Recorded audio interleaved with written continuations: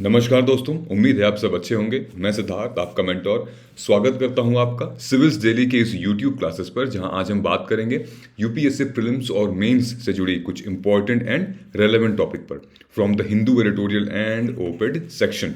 तो दोस्तों, आज है 31 जनवरी और दिन क्या है आज? सोमवार, मंडे। तो महीना ख़त्म भी हो गया। कहाँ न्यू ईयर हम सेलिब्रेट कर रहे थे और आज 31 जनवरी है।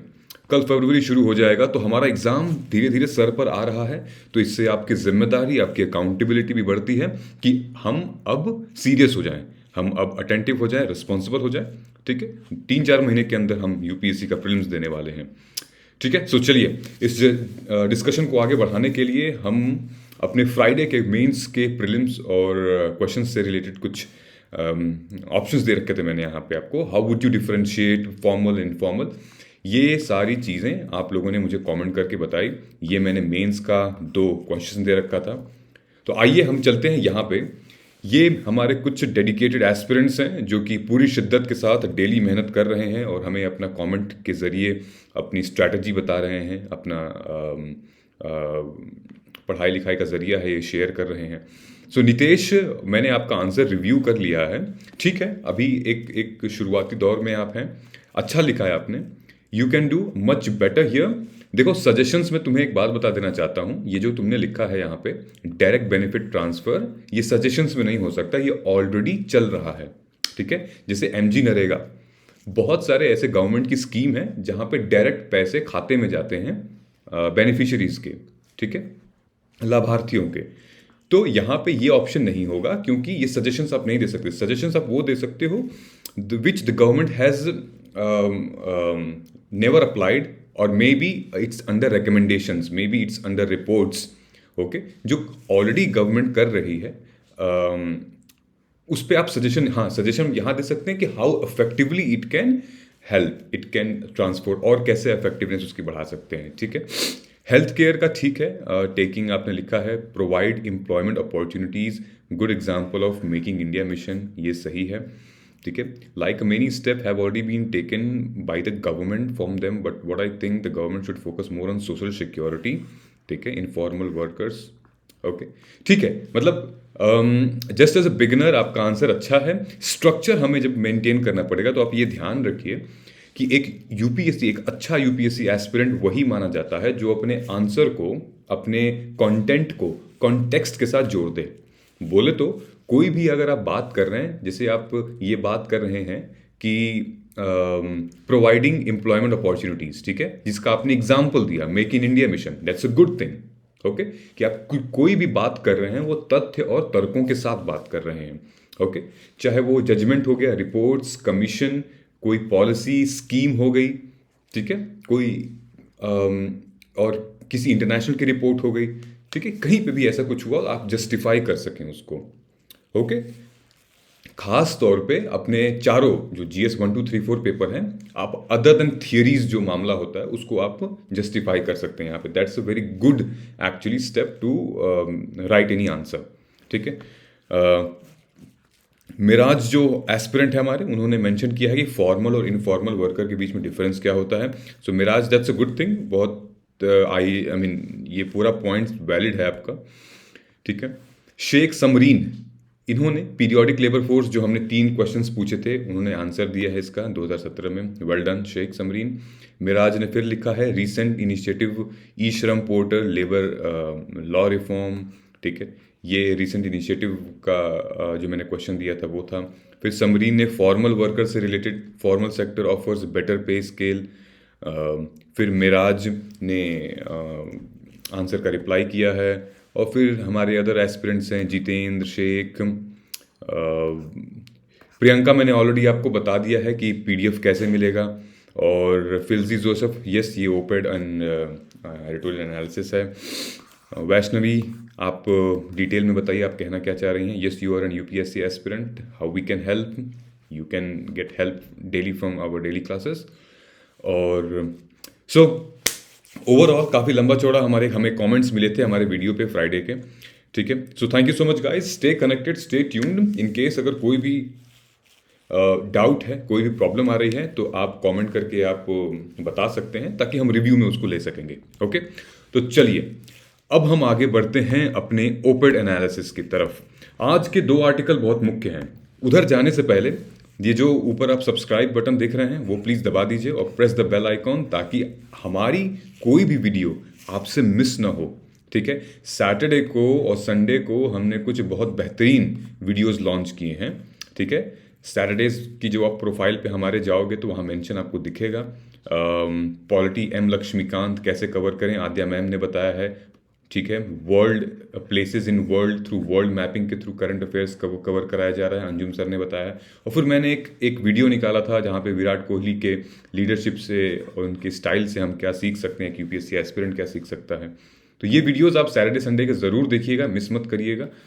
ठीक है, चलिए हम अपने एडिटोरियल एनालिसिस पे चलते हैं। ये है हमारा आज का द हिंदू। ठीक है, दो मुख्य आर्टिकल मेरे को लगे तो आज हमने इसको कवर करने को सोचा। और सबसे बढ़िया जो आर्टिकल आज का लगा दोनों न्यूज़पेपर में, इनफैक्ट इंडियन एक्सप्रेस और द हिंदू में, show commitment to equity in the budget. ठीक है, हालांकि बजट से रिलेटेड बहुत कम बात इसमें कही गई है, मतलब कि जो हम फैक्चुअल बातें होती हैं बजट में कि इतने दर हो गए, इतने टैक्स हो गए, इतने रेवेन्यू रिसीट्स हो गए, इतने एक्सपेंडिचर हो गए, ये सब बात नहीं की गई है। ठीक है, बहुत जेन्युइन बात की है इसमें, क्योंकि जब बजट हमारा रिलीज हो रहा है तो बहुत सारी एक्सपेक्टेशंस होती हैं एक आम जनता को, एक आम नागरिक को सरकार से। ठीक है, ये पूरा का पूरा एक पूरे साल का आपका एक पर्चा चिट्ठा होता है रेवेन्यू का, कि कैसे हम पूरे साल में अपने इस बजट को, इस अमाउंट को इन्वेस्ट करेंगे। ठीक है, जैसे हम अपने राशन का बिल वो बनाते हैं, ठीक है, महीने का, कि महीने में 5,000 रुपये इसके लिए रख दिए, महीने में 5,000 रुपये इस चीज़ के लिए रख दिए, 2,000 रुपये वाईफाई के लिए रख दिए, 5,000 रुपये पढ़ाई के लिए रख दिए। ठीक है, तो वैसे ही बजट बहुत ही इम्पॉर्टेंट डॉक्यूमेंट है और एक सामाजिक सोशल जस्टिस का एक बहुत ही इम्पॉर्टेंट पार्ट है। ठीक है, तो इस पूरे आर्टिकल में मैंने लाल पीला हरा नीला सबसे रंग दिया है इसको। इट्स इम्पॉर्टेंट, आप होल्ड करके इसको देख सकते हैं, वॉच कर सकते हैं इसको। ठीक है, हालांकि मैं चलता हूं अब अपने पीपीटी पे। So as the topic says, show commitment to equity in the budget. GS paper 1 का पार्ट है, इंपॉर्टेंट पार्ट है। पेपर 3 का पार्ट है। पेपर 3 में जहां बजट तो आएगा ही आएगा, employment, mobilisation of resources, population, association issues, poverty, developmental issue, बहुत मुख्य टॉपिक इससे रिलेटेड है। तो ये पूरा आर्टिकल बेसिकली जो जनवरी में ऑक्सफैम की रिपोर्ट आई थी, ऑक्सफैम की रिपोर्ट के हिसाब से, जहां ऑक्सफैम ने कहा था कि इंडिया एक ऐसी कंट्री है जहां पे सबसे ज़्यादा इनकम की इनइक्वालिटी है। आय, इनकम की इनइक्वालिटी, आय की असमानता सबसे ज़्यादा है भारत में। ठीक है, और ये पाया गया है कि पूरे वर्ल्ड में सबसे ज़्यादा अनइक्वल लोग इनकम के दौर पे वो भारत में है, इंडिया में है। ये रिपोर्ट जो लिखी है, richest 1% holds more than 4 times wealth held by 953 millions, जो कि बॉटम 73% है। ठीक है, तो अब हम आते हैं इस रिपोर्ट पे। इस इमेज को आपको देख के शायद मुझे कुछ कहने की ज़रूरत नहीं पड़ेगी। आप देख सकते हैं ये गरीब बेसहाय बेचारा डोमिनोज के आउटलेट के सामने खड़ा है और अंदर ये फैमिली पिज़्ज़ा खा रही है। तो कितनी अंतर है, कितना फ़र्क है, द डिफरेंस। हालांकि डिफरेंस इस स्टोर पे नहीं है, स्टोर में क्या बच्चा दरवाज़ा खोल के अंदर जा सकता है, लेकिन डिफरेंस कहाँ पे है? डिफरेंस है इनइक्वालिटी में, डिफरेंस है इनकम में, डिफरेंस है स्टेटस में।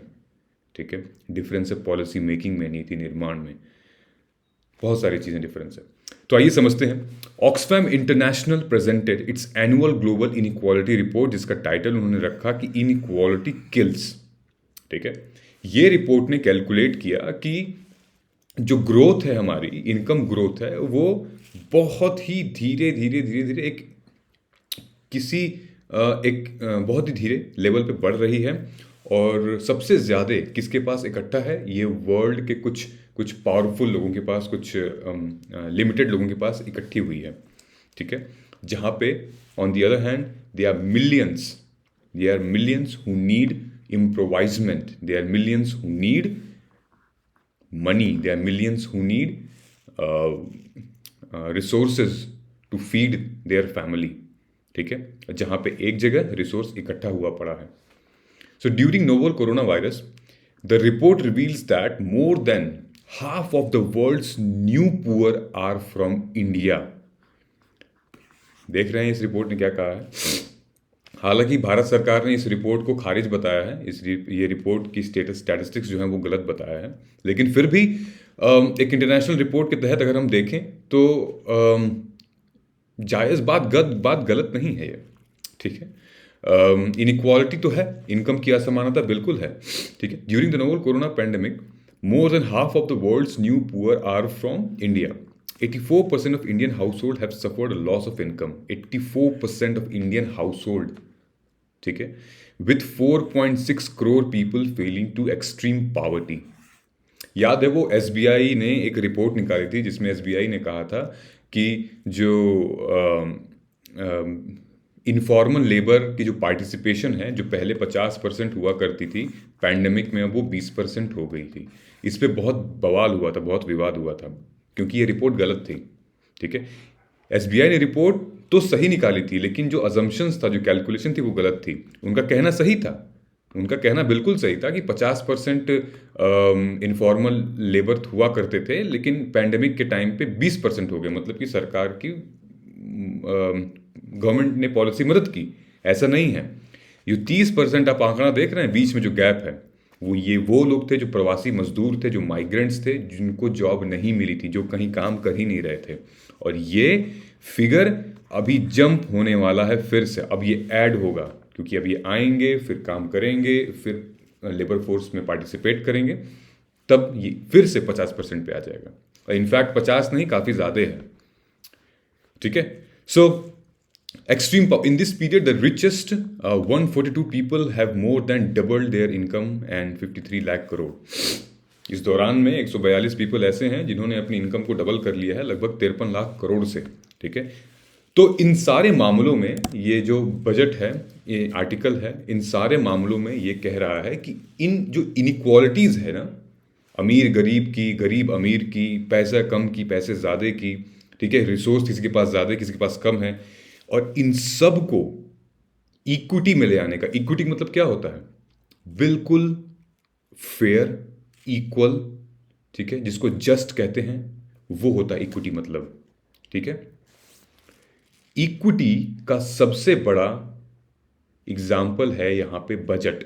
बजट अगर सही डायरेक्शन में जाएगा तो, ठीक है, बजट अगर सही डायरेक्शन में जाएगा तो हम जो इक्विटी की जो कमिटमेंट करते हैं वो सुनिश्चित होगी, वो इंश्योर होगी, और इक्विटी की ही वजह से बजट एलोकेट होगा ऐसे ताकि इक्विटी मेंटेन रहे, ताकि सब समान हो, किसी के साथ भेदभाव ना हो, सबके साथ फेयर चांस सबको मिले। तो फिर इनकम की इनइक्वालिटीज कम हो सकती है, रिसोर्सेज का एलोकेशन इक्वल हो सकता है, डिस्ट्रीब्यूशन ऑफ रिसोर्सेज जिनकी हम बात करते हैं, ठीक है। ये पूरी की पूरी बात इस पूरे लाइन में, ये वाले में, पैराग्राफ में यही की गई है। तो चलिए हम अब आगे बढ़ते हैं। One of the most important places to show commitment to equity is the union budget, and inequality should perhaps be discussed therefore in India and every after union and state budget. तो अब हम कुछ constitution provision की तरफ आते हैं, ठीक है। हमारा संविधान भी ये कहता है दोस्तों कि असमानता है वो रिड्यूस होनी चाहिए हर टाइम, हर वक्त, और ये यूनियन गवर्नमेंट और राज्य सरकारों के लिए ये निहित है, ठीक है। किस में निहित है? देखिए, फंडामेंटल राइट्स में तो है ही, ठीक है, इक्वल पार्टिसिपेशन, इक्वल प्रोटेक्शन, ये तो है ही। डीपीएसपी में, directive principle of state policies, जो हमारे संविधान का एक बहुत ही इंपॉर्टेंट हिस्सा है, जिसको भाग 4 कहते हैं। क्या कहते हैं? Part 4 of our Indian constitution is DPSP, ठीक है। कहां से कहां तक आता है ये? 36 से 51 तक, ठीक है। कहां से लिया गया है ये? आयरलैंड से लिया गया है, ठीक है क्या? हिंदी में कहते हैं राज्य के नीति निर्देशक तत्व, ठीक है।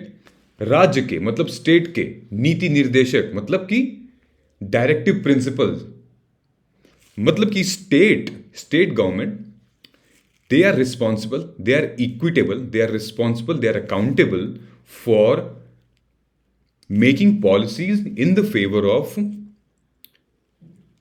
the weakest, the poorest, the people who needs to come into the mainstream, उनके लिए पॉलिसी बनाएं और एक वेलफेयर स्टेट की, एक कल्याणकारी राज्य की स्थापना करें। एक कल्याणकारी राज्य, एक वेलफेयर स्टेट कैसे स्टैब्लिश हो सकता है? वैसे स्टैब्लिश होगा कि अगर स्टेट हर उस वीकर सेक्शन के लिए पॉलिसी बनाए, हर उस पुअर सेगमेंट के लिए पॉलिसी बनाए, ताकि वो देखिए जो रिसोर्सेज का डिस्ट्रीब्यूशन है वो इक्वल रहे और सबको एक समान हक अधिकार मिले।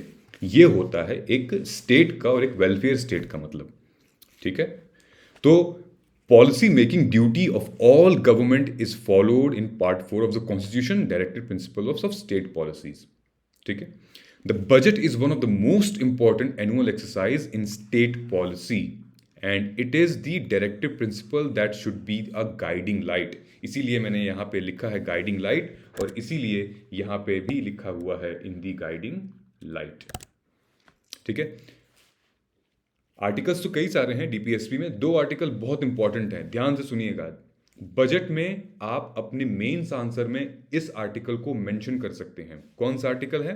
पहला आर्टिकल 31 स्टेट्स, 31(1) का पार्ट 1, 38 का part 1 sorry, the state shall strive to promote the welfare of the people by securing and protecting as effectively as it may a social order in which, जहां पे जस्टिस हो, न्याय हो, social, economic, political, shall inform all institution of national life.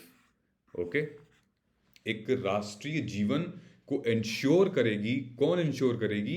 Economic, political, social, justice, ये जितने भी institution हैं वो ये इंश्योर करेगी कि जो नेशनल लाइफ है वो उसका क्या है, that is to promote the welfare of the people by securing and protecting their life. Okay, दूसरा मुझे आर्टिकल, ये सबसे बेहतरीन आर्टिकल लगता है बजट के सेंस में, आर्टिकल 39C ये कहता है कि the operation of economic system does not result in concentration of wealth and means of production to the common detriment. समझ में आई?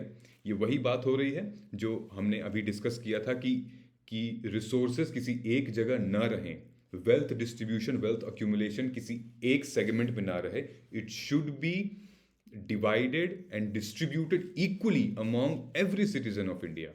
ये वही चीज़ है, पूरा का पूरा आर्टिकल है, जबकि हमारे कॉन्स्टिट्यूशन में निहित है। ये कॉन्स्टिट्यूशन बात कर रहा है हमारा। Article 39C directs its policy towards the securing the operation of the economic system that does not result in the concentration of wealth। ये लिखा हुआ है हमारे संविधान में, तो ये आप चिपका सकते हैं आर्टिकल, मेंशन कर सकते हैं आर्टिकल। 1 नंबर 1.5 नंबर कहीं नहीं गया, ज़रूर मिलेगा आपको। ठीक है, इस चार्ट से भी आप रेफर कर सकते हैं, वीडियो को पॉज करिए, चार्ट देख सकते हैं, चार्ट आपके लिए है। ठीक है, वो हार्ड एंड फास्ट, इसमें कुछ ज़्यादा दिमाग नहीं लगाना है। इंडियन प्लूटोक्रेसी के बारे में बताया है, कितने रिच हैं, कितने पुअर। ड्यूटीज के बारे में बात करते हैं। ठीक है, द ड्यूटी स्टॉक, देखिए the rights based policy framework, the rights based policy, अधिकार जो हमारा होता है, there should be followed by Indian state to protect the poor and the marginalise. ठीक है, अभी मोदी जी ने रिसेंटली जो ब्रह्म कुमारी सिस्टर्स हैं, एक इनॉग्रेशन में उन्होंने कहा था कि ये एक प्रोग्राम था ब्रह्म कुमारी सिस्टर का, year long programme as a celebrated, जो 75 साल हमारे इंडिपेंडेंस को हुए थे। उसमें मोदी जी ने कहा था कि हम अपने अधिकारों के हक में, हम अपने अधिकारों के लिए इतना लड़ रहे हैं कि हम अपने कर्तव्यों को भूल जा रहे हैं। मतलब हम अपने राइट्स के लिए इतना लड़ रहे हैं कि हम अपने ड्यूटीज़ को भूल जा रहे हैं। ठीक है, तो यहाँ पे उन्होंने कहा कि ड्यूटीज़ भी उतनी इंपॉर्टेंट हैं जितनी राइट्स हैं।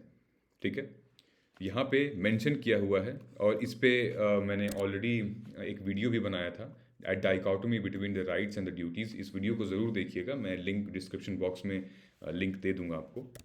ओके, सो यहाँ पे मोदी जी ने ऐसे कहा था और फिर विवाद हो गया था, कुछ क्रिटिसिज्म भी हो गए थे और फिर ढेर सारे न्यूज़ आर्टिकल्स भी आए थे जहाँ पे हमने कवर भी किया था इसको। ठीक है। So in a country like India, reducing inequality should be high priority, सबसे पहली प्रायोरिटी होनी चाहिए। ठीक है। Today this principle is being inverted. The Oxfam report does not exclusively examine the multiplying wealth of Indian billionaires.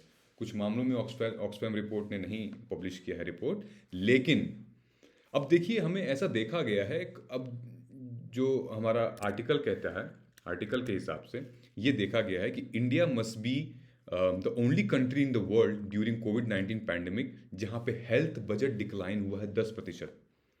Pandemic एक एक पूरे world के लिए एक डिजास्टर है, और एपिडेमिक तो है ही, पैंडेमिक भी है, एक डिजास्टर है, एक नेशन के लिए बहुत ही खतरा है, और पिछले 2.5 सालों से 2 सालों से हम झेल रहे हैं। उस समय पे हमारा हेल्थ बजट 10% कम किया गया। ठीक है। इसके रीजंस थे बहुत सारे। ठीक है। देखिए हम तो यूपीएससी एस्पिरेंट और एडुकेटर हैं, right? So we will talk about all the तथ्य तर्क। सरकार का ये था नियम, इन्होंने ये कहा था गवर्नमेंट ने कि हम रिड्यूस तो कर रहे हैं हेल्थ बजट, लेकिन हम सब्सिडीज भी दे रहे हैं, हम पॉलिसी भी बना रहे हैं, हम बेनिफिशरीज को डायरेक्ट बेनिफिट ट्रांसफ़र कर रहे हैं, इस वजह से हम हेल्थ बजट से कम कर रहे हैं। ठीक है। बहुत सारे ऐसे तर्क थे, लेकिन हेल्थ बजट नहीं कम करना चाहिए था। ठीक है। Social security expenditure has declined from an already pathetically low 1.5% to 0.6%। ठीक है। सोशल सिक्योरिटी डिक्लाइन हुआ था। It is the end of the budget allocation where people are deprived at the most basic services and entitlement are unable to survive actually. Social security pension, इसमें यह देखा गया है कि जो डिजेबल्ड हैं, जो वीडोज हैं, उनकी पेंशन पर मंथ 200 से 300 अभी भी फ्रोजन है, उसी अमाउंट पर है लास्ट 15 साल से। दोस्तों 15 साल पहले टाटा नमक 7 रुपए का आता था, आज टाटा नमक मेरे ख्याल से 30-35 रुपए का आता है। इनकी भी पेंशन तो बढ़ानी चाहिए ना यार, 1000 रुपये 1500 रुपये कुछ तो करना चाहिए। इन कॉन्ट्रास्ट आयरॉनिकली जहाँ पे ये सारी बातें हो रही थी, वहीं पे सेंट्रल गवर्नमेंट ने अपने पॉलिसी मेकर्स की सैलरी भी बढ़ाई, डियरनेस अलाउंस भी बढ़ाए और 3% का बोनस भी दिया था। ठीक है। और फिर कहा जाता है कि हमारे पास पैसा नहीं है, हमारे पास चेक्स नहीं है। ठीक है। सो ये देखिए मैंने यहाँ पे पॉइंट मेंशन किया है, pensioner and total social security pension budget इनका 3.5 करोड़ था। यहाँ मैंने लिखा है रेफर टू न्यूज़ आर्टिकल। ठीक है। तो बेसिकली ये वाला जो पार्ट है ड्यूरिंग रीसेंट डे 18 वाला, ये मैंने यहाँ मेंशन किया हुआ है। ये देखिए ये वाला पार्ट, ये देखा गया है कि राजस्थान में 18 दिन का एक अकाउंटेबिलिटी यात्रा चली थी, जिसमें यह देखा गया कि बहुत सारे ऐसे मजदूर हैं, बहुत सारे ऐसे गरीब तबके के लोग हैं जिनको गेहूं 2 रुपए किलो भी नहीं मिल पा रहा था। और ये तो अलग बात है, नहीं मिल पाने की शिकायत को भी वो दर्ज नहीं कर पा रहे थे, क्योंकि जो पोर्टल्स थे वो और एंट्री अलाउ नहीं कर रहे थे, इतनी ज़्यादा शिकायतें दर्ज हो गई थी। ठीक है। In fact national food security act, जो कि सबसे बड़ा फूड से रिलेटेड एक्ट है, जहाँ पे एक फूड डिस्ट्रीब्यूट होते हैं, बिल्कुल ही वीकर सेगमेंट ऑफ सोसाइटी को, बच्चों को डिस्ट्रीब्यूट होते हैं, मिड डे मील्स जिसमें से डिस्ट्रीब्यूट होता है। ये देखा गया है कि 2011, क्योंकि नेशनल फूड सिक्योरिटी एक्ट जब बनी थी तो 2011 के सेंसस के बेस पे जितने भी बेनिफिशियरीज थे उसका लाभ उठा सकते थे। लेकिन अब 2011 और आज 2021 है, इस 10 सालों में बहुत सारे जनता बढ़ी है, बच्चे पैदा हुए हैं, लोग बड़े हुए हैं, बच्चे बड़े हो गए हैं, लोग बूढ़े हो गए हैं, और छोटे बच्चे पैदा हुए हैं जो कि अब 10 साल 9 साल 8 साल के हैं। उनकी गणना, उनका सेंसस में रोल ही नहीं हुआ है, वो एलिजिबल ही नहीं है इस बेनिफिशियरी के। तो आप सोचिए कैसे फिर हम इक्विटी कर सकते हैं कि जो लगभग इसमें बताया आंकड़ा देखिए, यहाँ पे 10 करोड़ लिखा है कि 10 crore eligible beneficiaries has been kept out. ठीक है। तो कैसे इक्विटी होगी? तो ये सारी चीज़ों को हमें देखना पड़ेगा। ठीक। और चिल्ड्रन इन एजुकेशन, ऐसा भी था कि पिछले साल के जो बजट में 6% कट किया गया था एजुकेशन बजट में। क्यों? क्योंकि ज़्यादातर शिक्षा ऑनलाइन हो रही थी, जैसे आज हम और आप कर रहे हैं, ज़्यादातर शिक्षा ऑनलाइन हो रही थी। ठीक है। इस वजह से ऑफलाइन ना थी, इस वजह से थोड़ा सा बजट कट कर दिया गया था। ठीक है, and that amounts to the institutionalisation of endemic multi dimensional poverty. ठीक है, तो people's action for employment guarantee PAEG जिसको कहते हैं, इसने एस्टिमेट किया था कि approximately ₹2,64,000 crore will be needed for 100 days of currently active job cards. इतने रुपए चाहिए MG नरेगा को, ताकि जो अभी करंट जॉब कार्ड्स हैं उनको वो 100 दिन तक जॉब दे सकें, एम्प्लॉयमेंट दे सकें। ठीक है, हमारा national food security act will not receive a quantum of allocation needed even though the food grain stock are 90 million tons. इतना खाद्य हमारे यहाँ रखा हुआ है, ऐसा रखा हुआ है, लेकिन अभी भी ऐसा लगता है कि फूड सिक्योरिटी एक्ट में ऐसे कोई चेंजेस नहीं आने वाले हैं। ये जो 10 करोड़ वाला आंकड़ा है, ठीक है, अगर इसमें हम 10 करोड़ की जनता अगर हम बेनिफिशियरी बना दें उनको, तो ईजिली कंज्यूम कर सकते हैं इसको, और फिर एक इक्विटी वाली बात आ जाएगी, एक कमिटमेंट वाली बात आ जाएगी। सोशल सिक्योरिटी, ठीक है, pensioners will continue to face hunger, insult, sickness and death. One would expect that if nothing else, their millions of vote is crucial in state election would fetch some families some basic right.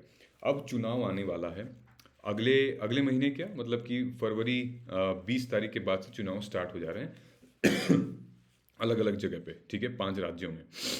और ये ensure करेगा, आप अब का budget ये ensure करेगा कि कितना इक्विटी है, कितना आप सोशल सिक्योरिटी दे रहे हैं, कितने रिसोर्सेज को डिस्ट्रीब्यूट कर रहे हैं, क्या फंड एलोकेट कर रहे हैं आप, ये सब इंश्योर करेगा।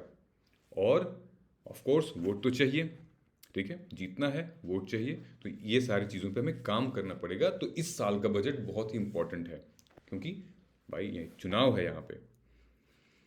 जन सरकार एक नेटवर्क है, ठीक है, more than 30 social sector movement को इसने स्टडी किया एंड हैज सजेस्टेड दैट कि क्या होना चाहिए। सजेशंस में आएगा कि 2% वेल्थ टैक्स होना चाहिए एंड 33% इनहेरिटेंस टैक्स होना चाहिए from the on top of 1% of our population will fetch an estimated 11 lakh crore per annum to support basic social structure entitlement. Suggestions such as this are already being ridiculed by the market fundamentalist. ठीक है, खैर कुछ लोगों ने इस पे आपत्ति भी उठाई, कुछ लोगों ने कहा कि वी आर सेल्फ मेड, हमने खुद से किया है, हम भी गरीब थे, हमने भी धीरे धीरे करके किया है। तो ये मैं आप पे भी छोड़ता हूँ कि आपको क्या लगता है कि हम कैसे डिस्ट्रीब्यूट कर सकते हैं, टैक्स के माध्यम से, NGOs के माध्यम से, फॉरेन फंड्स के माध्यम से हम कैसे इस इनइक्वालिटी को रिड्यूस कर सकते हैं। ठीक है, आप एक जागरूक नागरिक, एक सिविलाइज्ड सिटीजन होने के नाते आप सोच सकते हैं, बता सकते हैं कि कैसे हम इसको इनकम इनइक्वालिटीज कम कर सकते हैं। ठीक है, ये कुछ क्वेश्चंस हैं। What is people's action for employment guarantee, ये क्या होता है बताइएगा आप मुझे। What is article 16 of Indian constitution and what are is exceptions, ये इंपॉर्टेंट है, इसको भी कमेंट करके बताइएगा। 3 मेंस के क्वेश्चंस मैंने आपसे पूछे हैं, एनी 2, ठीक है, अगर आपके पास उतना टाइम नहीं है तो एनी 1, कोई भी आप 1 या 2 इसमें से मुझे फ्रेमवर्क लिख के बता दीजिएगा कि आपको क्या लगता है कैसे इसका फ्रेमवर्क होगा, फिर हम रिव्यू करेंगे आपका आंसर। ओके, चलिए हम अपने दूसरे आर्टिकल की तरफ चलते हैं। तो हमारा दूसरा जो आर्टिकल है वो है महात्मा गांधी के ऊपर। कल महात्मा गांधी की डेथ एनिवर्सरी थी, लगभग 74 साल हो गए इस बात को, 74 ईयर हो गए इस बात को, जब नाथूराम गोडसे ने गोली दागी थी बापू के सीने में। तो बापू नहीं रहे, इस बात का पूरे विश्व को, सबको खेद है। लेकिन हर बार एक चर्चा नज़र में आती है, बहुत लोग निंदा करते हैं, बहुत से ऐसे सेगमेंट हैं जो हमारे इंडियन सोसाइटी के, जो लोग अगेंस्ट हैं कि बापू ने ये कर दिया, बापू ने वो कर दिया, वो नहीं रहते तो पार्टीशन नहीं होता। ठीक है, तो ये एक मतलब आप कह सकते हैं कि ज़्यादा पढ़ा नहीं होगा उन लोगों ने, ज़्यादा समझा नहीं होगा। ठीक है, जितनी जिम्मेदारी, रिस्पॉन्सिबिलिटी इन्होंने उठाई, जिस सिंप्लिसिटी से इन्होंने लोगों को जोड़ा, शायद ही कोई कर पाता। I agree with the fact that बहुत लोगों ने आंदोलन में पार्टिसिपेट किया, बहुत लोगों ने अपनी जानें गंवाई, बहुत लोगों ने सैक्रिफाइस किया, बहुत सारी चीज़ें। ठीक है, लेकिन जिस तरीके से महात्मा गांधी ने अपने वैल्यूज़ को, अपने बिलीव्स को एक मेंटेन, कंट्रोल करते हुए चले गए और सबको लेते हुए चले, बहुत ही कम लोग कर पाते हैं, बहुत ही कम लोग। ठीक है, ये गुजर गए, लेकिन कुछ महान व्यक्तियों के जहन में ये बस चुके थे, जैसे Martin Luther King Junior, Nelson Mandela, Dalai Lama, इन लोग, और फिर डेसमंड टूटू, जैसे अभी रिसेंटली उनकी गुजर गए हैं, वो ही पास्ड अवे। सो जो साउथ अफ्रीका के रिवोल्यूशनिस्ट थे, रिफॉर्मर थे, इन सब लोगों ने प्रेज किया था महात्मा गांधी को। ठीक है, जब सब लोगों ने इनको प्रेज किया तो आप क्यों इनको क्रिटिसाइज करते हैं? ठीक है, इसलिए क्योंकि अभी हम समझेंगे यहाँ पे। ठीक है, जीएस पेपर 1 और पेपर 4 का बहुत इंपॉर्टेंट पार्ट है। अभी जो हमने डीपीएसपी पढ़ा है, DPSP has been divided into 4 principles. एक प्रिंसिपल उसमें से है गांधीयन फिलॉसफी पे। क्या थी इनकी ऐसी फिलॉसफी, समझते हैं। महात्मा गांधी को कहते हैं कि एक ही was an enigmatic and a disturbing figure as well. अब आप समझेंगे डिस्टर्बिंग क्यों बोल रहे हैं। डिस्टर्बिंग फिगर उनके लिए है जो कि जो लोग बहुत कॉरपोरेट वाले होते हैं। ठीक है, जिन लोगों को वेल्थ अक्यूमुलेशन, जिनको रिसोर्सेज इकट्ठा करने की आदत है, वेल्थ इकट्ठा करने की आदत है, डिस्ट्रीब्यूट नहीं करते हैं, और एक इक्विटी की जो हमने बात की थी, कमिटमेंट ऑफ इक्विटी, उससे वो दूर हटते हैं। तो महात्मा गांधी हमेशा से बहुत ही सिंपल और बहुत ही साधारण, एक तो उनका पहनावा भी था, रूप रंग भी था बहुत सिंपल साधारण, और इन लोगों से बहुत ज़्यादा वो यही रिक्वेस्ट करते थे कि भाई आप डिस्ट्रीब्यूट करिए। ठीक है, he saw his place among one of the weakest and the poorest. ठीक है, his notion is just and truth politics was that in such an environment. ठीक है, उस समय आज़ादी के टाइम पे, उस समय इनका जो सिद्धांत था वो नॉन वायलेंस था, वो ट्रूथफुलनेस ऑफ पॉलिटिक्स थी।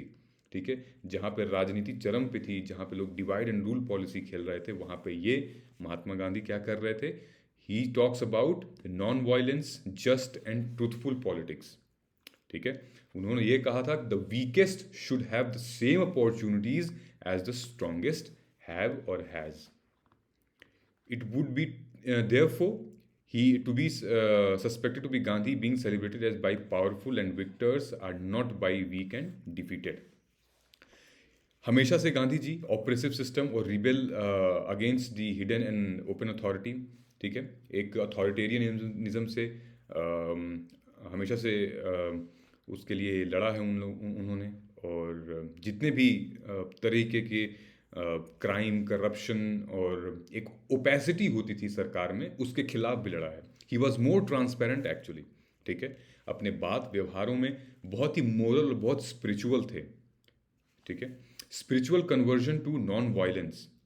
Okay, this was his philosophy, spiritual conversion to non-violence. सोक्राट्स जो कि हम क्या कहते हैं इनको, फादर ऑफ वेस्टर्न फिलोसफी या फिर फादर ऑफ फिलोसफी। ठीक है, सोक्राट्स ऑफ एथेंस, बहुत बहुत प्रसिद्ध, बहुत माने जाने व्यक्ति हैं। सोक्राट्स के बारे में अगर आपने नहीं जाना होगा जानिए, क्योंकि यूपीएससी के जीएस पेपर 2 में इनका है, पढ़ना है आपको सोक्रेट्स की फिलॉसफी। ओके, प्लेटो इनके शिष्य थे और 2-3 और थे इनके शिष्य। ठीक है, so Gandhi ji was a midwife of minds. Gandhi was very much influenced by Socrates. बहुत इन्फ्लुएंस हुए थे ये सोक्राट्स की मेथड ऑफ थिंकिंग से, मेथड ऑफ फिलोसफी से। ठीक है, सोक्राट्स से कुछ बेसिक क्वेश्चंस ऐसे ऐसे पूछे थे एथेंस में, जो कि उनको मजबूर कर दिया गया कि तुम शहर से बाहर निकलो। So he reversed the guiding values of Indian life. His philosophy was that of spiritual exercise, ठीक है, accompanied by an active reflection of truth and a lively awareness of walks of life. ठीक है, so Gandhi believes in discipline and self-restraint. कहा जाता है a self-indulgent man वो होता है जो खाने के लिए जीता है, और जो self-restrained man होता है वो जीने के लिए खाता है। आप कौन से वाले हैं, कमेंट करके बताइए। आप वीडियो पॉज करिए, आप खाने के लिए जीते हैं, जीने के लिए खाते हैं।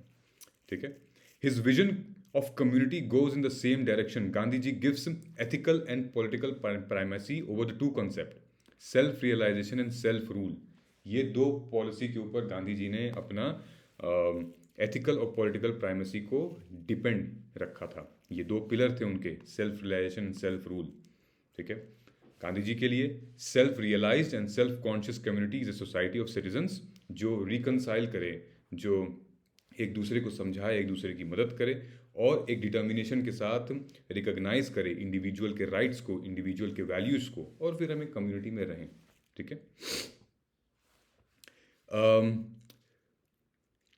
Solidarity is advancement that very ethic.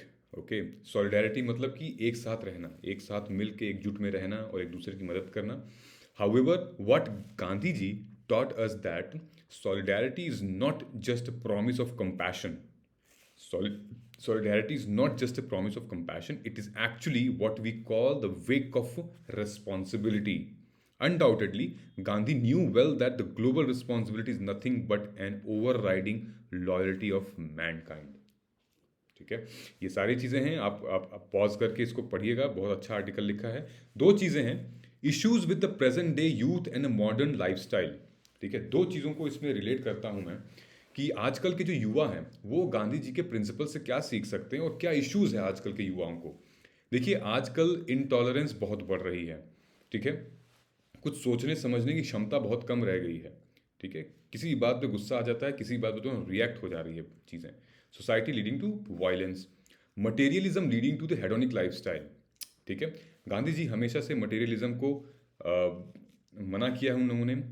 Gita पढ़ी थी उन्होंने, गीता में भी ये लिखा हुआ है जो बंदा मटेरियलिस्टिक है वो उसका अंत बहुत नज़दीक है।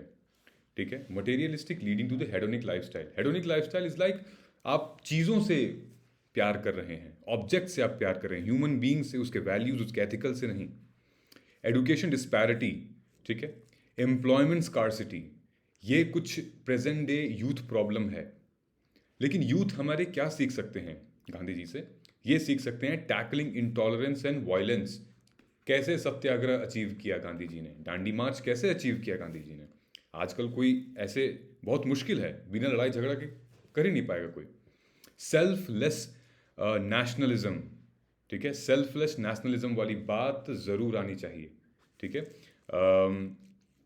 मीन्स ओवर एंड, जब हम मीन्स ओवर एंड की बात कर रहे हैं तो उसमें क्या आएगा? बेसिकली सेल्फलेस अगर नेशनलिज्म की अगर हम बात करें तो इनका एक बहुत पॉपुलर कोट है। ठीक है, पॉपुलर कोट ये था कि the best way to find yourself is to get into the service of others. Right, ये होता है सेल्फ नेशनलिज्म। ठीक है, मीन्स ओवर एंड, इनका ये मतलब था यहाँ पे कि means are more important than end. मतलब एक वो होता है ना कि आप जरिया, किस वो तरीका, वो पाथ बहुत इंपॉर्टेंट है बजाय उस एंड से, मतलब कि रिजल्ट से। रिजल्ट पे मत फोकस करिए, आप फोकस करिए मीन्स पे, आप फोकस करिए डिस्ट्रीब्यूशन पे, आप फोकस करिए वेल्थ डिस्ट्रीब्यूशन पे, समाज को न्याय दिलाने में, समाज को एकता दिलाने में आप फोकस करिए। बाद में क्या होगा, that is different thing. Gandhian model of education, देखिए गांधीयन मॉडल ऑफ एजुकेशन क्या था? मास एजुकेशन था। ठीक है, ही believed in education should be value based and mass based. जो हमारा नेशनल एजुकेशन पॉलिसी है, एक बार उसको देख लीजिएगा यहाँ पे। एंड डेवलपिंग आत्मनिर्भरता, आत्मनिर्भरता यहाँ पे आत्मनिर्भर अभियान भी चल रहा है, सेल्फ रिलायंट इंडिया। ओके, सो ये कुछ थे एग्जाम्पल्स जो कि हम सीख सकते हैं अपने आज के एडिटोरियल और ओपेड एनालिसिस से। आई होप दोस्तों आपको समझ में आए होंगे। ये आज का 2 आर्टिकल है, मस्त था, अच्छा था। इन केस ये गांधी जी वाले आर्टिकल से एक क्वेश्चन था मेंस का, आप इसको भी ट्राई कर सकते हैं राइट करना, और हमें मेंशन करिए कमेंट सेक्शन में, हम लिख के बताएंगे। सो इन केस कोई भी डाउट हो, पूछे गए क्वेश्चन पे आप पहले तो सवाल हमें बताइएगा, पूछिएगा जो भी डाउट होगा। और इन केस अगर आपको थोड़ा सा भी फ्रेमवर्क में और आंसर लिखने में दिक्कत हो रही है तो वो भी कमेंट करके बताइएगा, we will try to help you out. Okay, चलिए, पूछे गए क्वेश्चंस का सवाल का आप जवाब बताएंगे और प्रेस द बेल आइकॉन ताकि आपको डेली अपडेट्स मिले। मिलते हैं हम कल के ओपेड एनालिसिस में, तब तक जय हिंद।